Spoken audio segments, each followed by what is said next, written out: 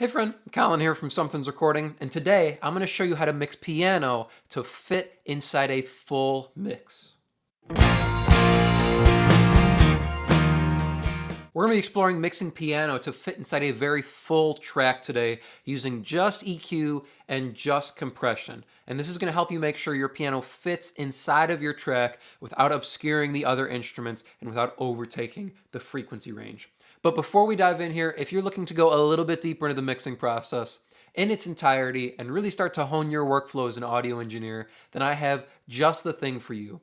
It is my 7-step mixing checklist, and it's just a simple PDF that will walk you through the entire mixing process step by step to help you get professional and radio-ready mixes without any more of the hassle and without any more of the guesswork. It is a completely free guide, and you can download it below using the link in the video description.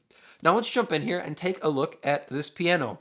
Let me start, of course, by playing you this track here, and you can kind of see all the instruments we have going on. We have a ton of guitars going on here, got a bunch of percussion and claps, full drum kit, bass, couple keyboards, and a big stack of background vocals. So this is a pretty packed track here. We're looking at the big bridge section for this song, and you can kind of hear what's going on. And then I'll solo up the piano as well, so you can hear how the finished piano sounds by itself.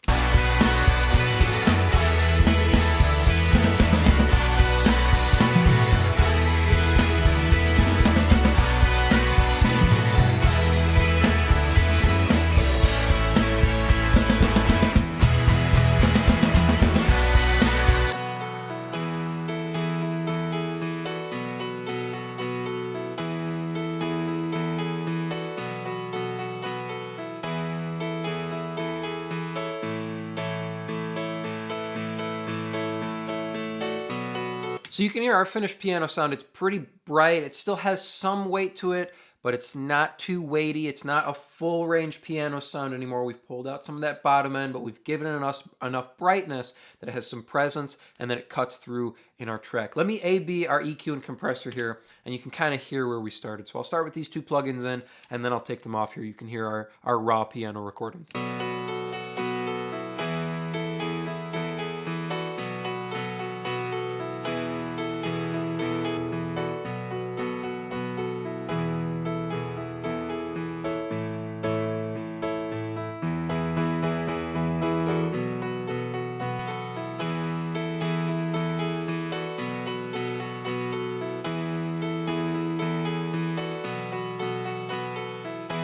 You can hear it's quite a night and day difference between our raw piano and our mixed piano. One is much, much, much brighter. One has a lot more weight to it. And honestly, the raw piano probably has some more width to it as well before we've narrowed the frequency range and compressed it a little bit. But we need to do this processing for it to fit inside of a track like this. Let me play you one more time, and I'm just going to mute the piano. I want you to listen to everything that's going on around the piano. So we'll start with it. I'm going to take the piano out, and I want you to turn your focus to all the other instruments that are going on around the piano.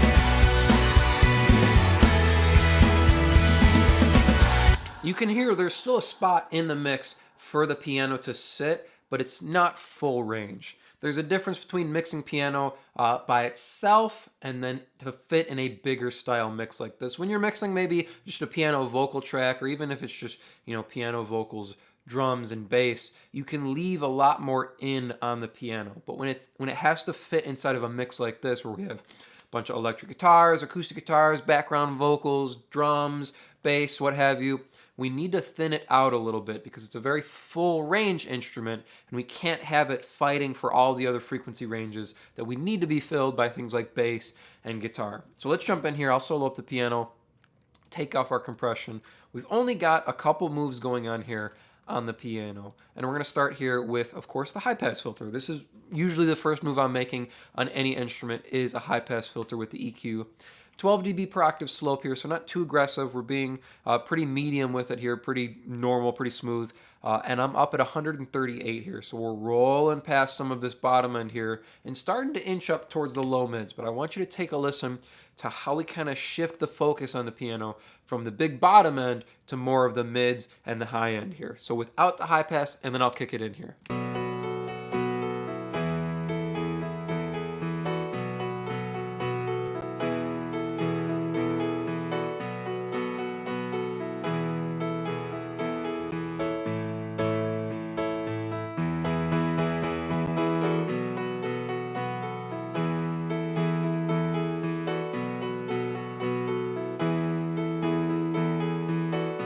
So we're taking out a part of the sound that we've already got a lot of other instruments competing for that frequency range. So we don't need the piano to contribute that energy. Our bass guitar, the low end on our acoustics, our electrics are already consuming this area here, the 80 to 150 range. So we don't need that coming from our piano.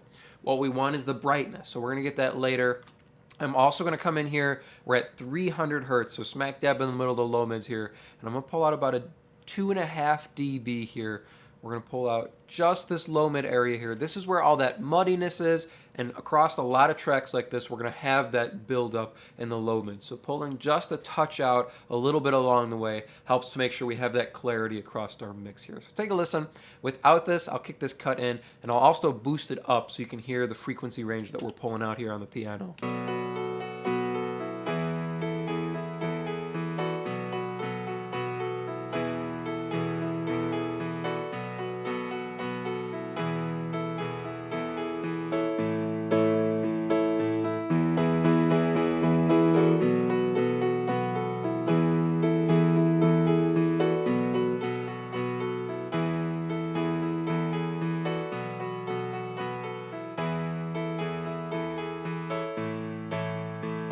So I've got the Q widened a little bit here from 1, so we're down to 0.7, and that helps to make sure we get some of this 150, this 200 area, as well as we reach up towards 5 and 600 here. So that makes sure we cover that kind of boxy sort of sound, as well as that nosy mid-range sound that you can get on piano. So we're just ducking all that just a little bit here, 2.5 dB, and that helps to clear some space here and balance our frequency range a little bit. So by pulling some of this down, we leave more room for the top end, all that air and brightness to come through later on. Now before we get to this high boost here, I'm going to move on. We're going to throw in our compressor here. Now I love using this 1176 style compressor on piano. I just love the little bit of energy and attack it adds, as well as helping to even out the volume here. We've got the attack at 0.55 milliseconds, so medium slow for this unit here, and then a 50 millisecond release. So we're all the way up with the release here as fast as possible. 4:1 ratio. We're only going to do about 3, maybe a little over of dB reduction here. So take a listen. I'll hit play without our compressor, and then I'll kick it in. You can see as well as hear how much reduction we're doing.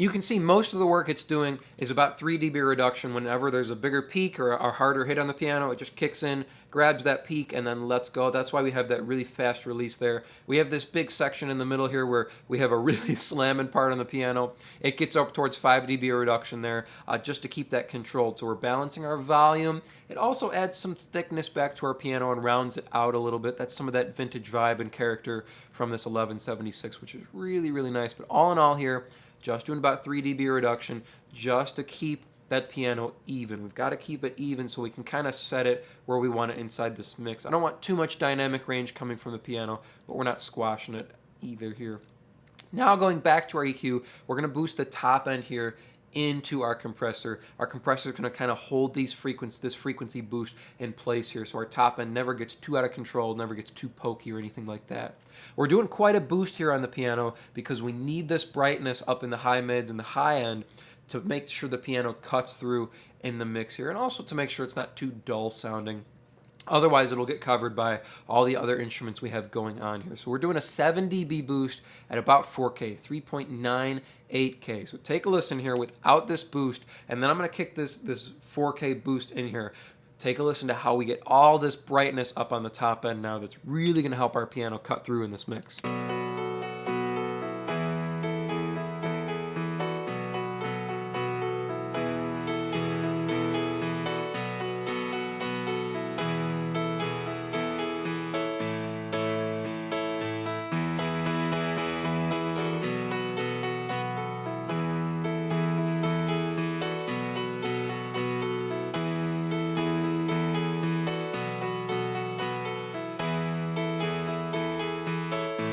It can sound like a little much doing this boost in isolation, but let's just throw in the other instruments we have going on. So I'll throw in all the electrics and the acoustics here, and you can kind of hear the piano in comparison with these other instruments, and I'll just A-B this boost here for you.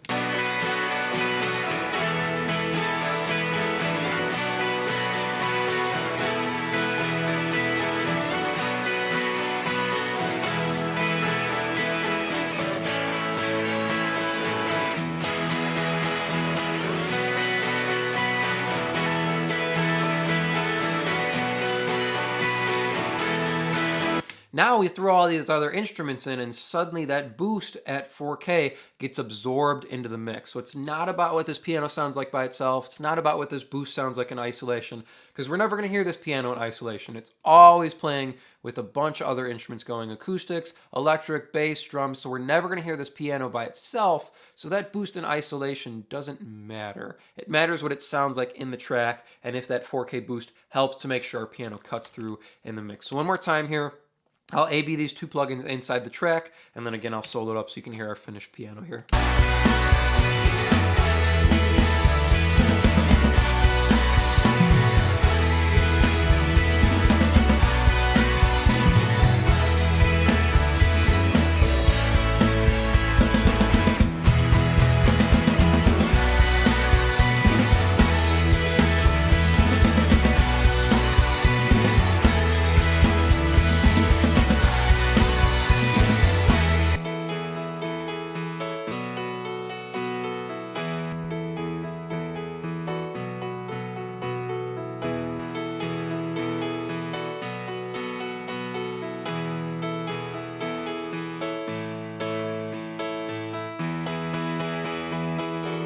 So remember, when we're mixing a piano to fit inside of a full mix like this, it doesn't matter what the piano sounds like by itself. So all we're doing here, pulling out some of the muddiness in the low mids here, making sure we're not having too much bottom end, because we've got instruments that are taking up that frequency range. Then we've got this nice boost up on the top end, giving us all the brightness we need for this piano to cut through, and just a touch of compression to grab these peaks and make sure our piano stays even inside this mix. I hope that was helpful for you. As I mentioned at the beginning of the video, if you're ready to take your mixes to the next level and really start dialing in your workflow as an engineer, then I have just the tool for you, and it is completely free.